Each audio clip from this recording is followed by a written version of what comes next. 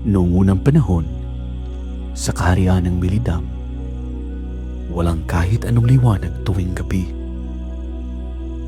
Kapag lumubog ang araw, unti-unting nilalamon ng kadiliman ang buong lupain. Napakadilim ng paligid, parang tinta na ibinuhos sa langit. Kahit ang mga ilaw mula sa mga bahay ay tila kinakain ng dilim. Dahil dito, ang bawat bata ay natatakot lumabas, at maging ang matatanda ay nanginginig sa bawat pag-ihip ng malamig na hangin. Sa tuwing sasapit ng gabi, mabilis na nagsasara ang mga tao ng kanilang mga bintana at pintuan. Ang iba ay naglalagay pa ng mga kahoy at bato upang hindi makapasok ang kung anumang nilalang na gumagala sa labas. Halos hindi sila makatulog. Ang kanilang mga puso'y kumakabog sa bawat kaluskos, bawat yabag, bawat mahinang ungol na nagmumula sa kadiliman. Ang mga inay mahigpit na niyayakap ang kanilang mga anak, habang ang mga ama na may nagbabantay, hawak ang kanilang mga sandata kahit alam nilang walang kasiguraduhan ang kanilang kaligtasan. Sa labas ng matataas na pader ng kaharian, nagkukubli ang mga nilalang ng dilim. Mga aninong gumagapang sa lupa, mga matang kumikislap na parang apoy, at mga mababangis na hayop na hindi pa nakikita ng sinuman sa liwanag ng araw. May mga kwento tungkol sa malaking halimaw na ang balat ay kasing itim ng gabi, at ang mga kaaway na nagbabantang sakupin ang kanilang lupain tuwing lumalalim ang dilim. Sinasabing ang ilan sa mga ito ay dating mga tao na nilamon ng kadiliman at hindi na muling nakabalik sa kanilang dating anyo. At sa gitna ng lahat ng ito, may isang lumang propesiya na paulit-ulit na binubulong ng matatanda, na darating daw ang araw na may isang liwanag na muling sisilang sa Milidam. Isang liwanag na kaya magtaboy ng kadiliman, mapatahimik sa mga halimaw, at magbalik ng pag-asa sa buong kaharian. Ngunit sa ngayon, ang tanging naririnig ng mga tao ay ang humahaghinit na hangin, ang pag-ungol ng mga nilalang, at ang walang katapusang gabi na tila walang balak magwakas.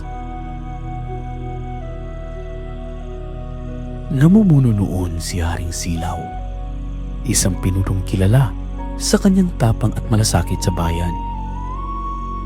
Ngunit sa kabila ng kanyang lakas, may isang bagay na hindi na kayang labanan: ang takot na baka isang araw ay tuluyang lamunin ng kadiliman ang kanyang kaharian. Tuwing sasapit ang gabi, habang ang buong bayan ay nanginginig sa dilim, siya man ay hindi makatulog. Nakaupo siya sa trono, hawak ang kanyang espada, at nakatanaw sa bintanang wala namang may pakitang liwanag.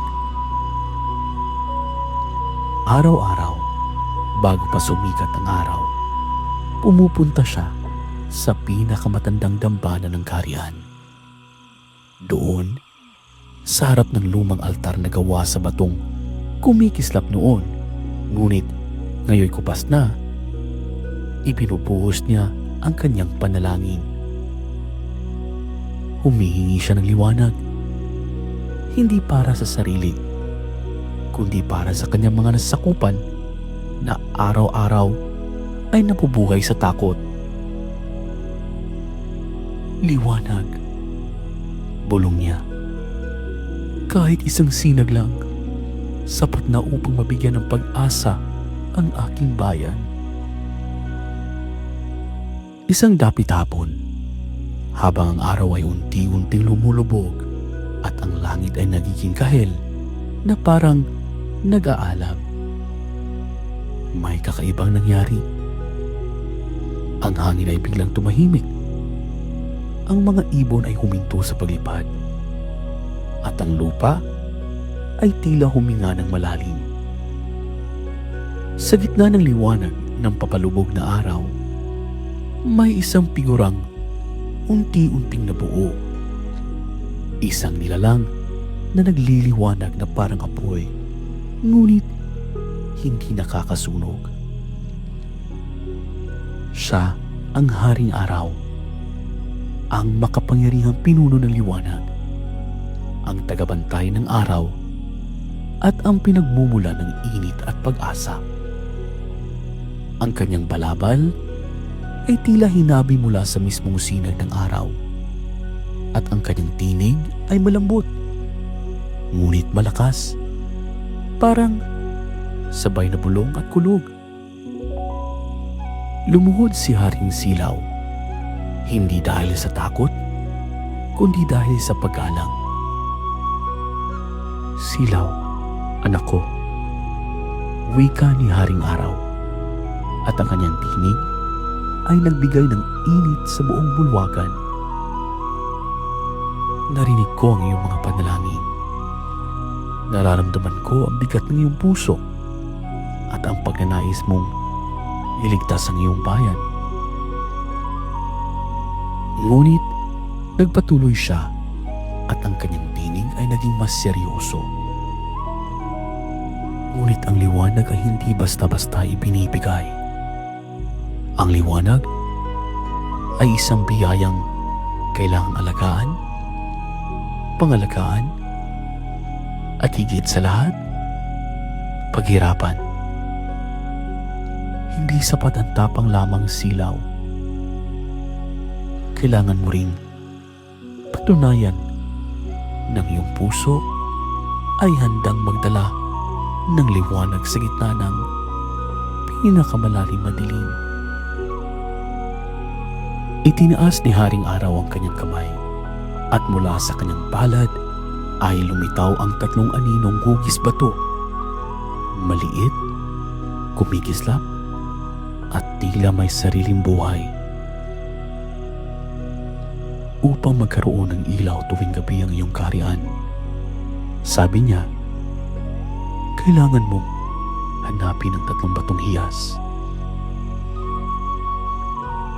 Ang hiyas ng tapang na matatagpuan sa kuweba ng mga halimaw na walang kinatatakutan. Ang hiyas ng pag-asa na nakatago sa pinakamadilim na kagubatan kung saan walang sino mang naglalakas loob pumasok. At ang hiyas ng pagpapakumbaba na nasa kamay ng isang nilalang na hindi madaling makita sapagkat siya'y nakatago mula sa mga mapagmataas. Sa tulong ng mga hiyas na ito, pagpapatuloy ni Haring Araw, maaari mong dalhin ang liwanag ng araw sa gabi. Ngunit tandaan mo, Silaw, ang tunay na liwanag ay hindi lamang nagmumula sa araw. Minsan, nagmumula ito sa puso ng isang pinunong handang magsakripisyo para sa kanyang bayan. At sa huling pagkinang ng dapit hapon, unti-unti naglaho si Haring Araw. Iniwan si Haring Silaw na nakatayo sa gitna ng bulwagan. Hindi na nanginginig sa takot, kundi nag-aalab sa bagong pag-asa. Naglakbay si Haring Silaw ng may matatag na puso, dala ang pangakong ibabalik ang liwanag sa kanyang kaharian. Hindi madali ang landas ng kanyang tinatahak. Ito'y puno ng panganib, luha, at mga pagsubok na hindi kayang lampasan ng isang karaniwang tao. Ngunit bilang hari, alam niyang ang bawat hakbang ay para sa kanyang bayan. Ang unang destinasyon ni Haring Silaw ay ang kuweba ng mga halimaw na walang kinatatakutan. Isang lugar na hindi pinapasok ng kahit sinong mandirigma. Sa loob ng kuweba, hindi halimaw ang tunay na kalaban, kundi ang sariling takot. Habang lumalalim ang kanyang paglalakad, unti-unting lumilitaw ang mga anino. Mga aninong kahawig niya, ngunit mas mabangis, mas malungkot, mas takot. Ito ang mga pangambang matagal niyang tinatago. Hindi ka sapat, hindi mo kayang iligtas ang iyong bayan. Bulong ng mga anino. Ngunit hindi umatras si Haring Silaw. Sa gitna ng dilim, narinig niya ang iyak ng isang bata. Isang batang naligaw at nanginginig sa takot. Sa halip na tumakbo, tinakpan niya ito. Inihara ang sarili laban sa mga anino at buong tapang na hinarap ang dilim. At sa sandaling iyon, nagliwanag ang kuweba. Sa harap niya, lumitaw ang isang gintong bato. Ang hiyas ng tapang, kumikislap na parang apoy na hindi namamatay. Pagkatapos makuha ni Haring Silaw ang hiyas ng tapang, hindi na siya nag-aksaya ng oras. Agad niyang tinungo ang kagubatang pinaniniwalaang pinagmumula ng hiyas ng pag-asa. Sa buong kaharian, ang kagubatang iyon ang pinakamadilim sa lahat. Isang lugar na nilalamon ang direksyon, oras, at maging pag-asa ng sino man pumasok. Ang dilim ay parang usok na bumabalot sa mata. At sa bawat hakbang ni Silaw, may mga kamay na tila humahablot mula sa mga anino. Sinusubukan siyang hilahin pabalik. Ngunit hindi natinag ang hari. Ang kanyang pag-asa ay mas matibay kaysa sa dilim na nakapaligid. Hanggang sa gitna ng kawalan, may isang alitaptap na sumiklab. Sinundan niya ito. Isa pa at isa pa hanggang sa daan-daang alitaptap ang nagbigay liwanag sa kanyang landas. Sa dulo ng kanilang paglalakbay, natagpuan niya ang hiyas ng pag-asa. Kumikislap na parang bituin sa gitna ng gabi. Ngunit may isa pang hiyas na kailangan niya. Ang hiyas ng pagpapakumbaba. At ito'y nasa kamay ng isang nilalang na hindi madaling makita. Sapagkat nagtatago ito mula sa mga pusong puno ng kayabangan. Upang matagpuan ito, kinailangan ni Haring Silaw na akyatin ang isang bundok na halos imposibleng maakyat. Bawat hakbang ay mabigat, bawat paghinga ay masakit. Ngunit alam niyang kailangan niyang makarating sa tuktok para sa kanyang bayan. Sa gitna ng kanyang pag-akyat, nakasalubong niya ang isang ermitanyong matanda na nag-alok ng tulong. Hindi ugali ni Haring Silaw ang humingi o tumanggap ng tulong. Sanay siyang umaasa sa sarili. Ngunit sa sandaling iyon, napagtanto niyang ang tunay na lakas ay hindi laging nagmumula sa sariling kakayahan. Napakumbaba siya, tinanggap ang kamay ng matanda. At sa mismong sandaling iyon, nagliwanag ang ermitanyo at nag-anyong hiyas. Ang hiyas ng pagpapakumbaba. na matagal nang nagtatago mula sa mapagmataas. Sa wakas, nakumpleto na ni Haring Silaw ang 3 hiyas na magliligtas sa kanyang kaharian.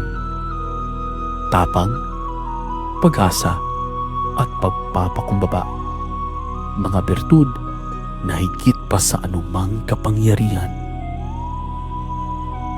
Pagbalik niya sa palasyo, sinalubong siya ng isang liwanag na bumaba mula sa langit. Muling lumitaw si Haring Araw, mas maliwanag kaysa dati. "Anak," sabi niya, "napatunayan mong karapat-dapat ka sa liwanag." Ngunit bago pa man makapagpasalamat si Haring Silaw, yumanig ang lupa. Mula sa labas ng palasyo, narinig nila ang mga sigaw ng mga tao. Ang mga nilalang ng dilim, mas mabangis, mas malalaki, at mas gutom sa kadiliman, ay sumalakay. Ito na ang huling pagsubok. Alam ni Haring Silaw na hindi sapat ang espada, hindi sapat ang lakas, at hindi sapat ang 3 hiyas kung hindi niya ibibigay ang pinakamahalagang alay, ang kanyang sarili. Sa gitna ng labanan, tumayo siya sa gitna ng plaza. Itinaas ang 3 hiyas at nagdasal. "Ama, ibigay mo sa akin ang liwanag, kahit ang kabayaran ay ang aking buhay." Sumiko ang matinding liwanag mula sa 3 hiyas. Binalot si Haring Silaw ng ginintuang apoy at ang kanyang katawan ay unti-unting naglaho. Napalitan ng isang napakaliwanag na bola ng liwanag na pumailan lang sa langit. At sa unang pagkakataon sa kasaysayan ng mundo, may lumitaw na isang malaking bilog na ilaw sa kalangitan. Hindi araw, hindi bituin, kundi isang bagong tanod ng gabi, ang buwan. Nagbigay ito ng liwanag na sapat upang takutin ang mga nilalang ng dilim, ngunit banayad upang hindi masunog ang mundo. Nagbigay ito ng pag-asa, lakas ng loob, at katahimikan sa bawat natutulog na bata. At sa gitna ng liwanag ng buwan, kung titingnan mong mabuti, may makikita kang anino. Ang anino ng isang hari na nagbabantay mula sa kalangitan. Si Haring Silaw. Ang tunay na liwanag ay hindi lamang nagmumula sa araw. Hindi rin ito basta-basta binibigay. Ito ay nagmumula sa pusong handang magsakripisyo, magpakumbaba, at magmahal ng tapat. At tulad ng buwan, ang liwanag na ito ay nagiging gabay sa gitna ng pinakamadilim na gabi.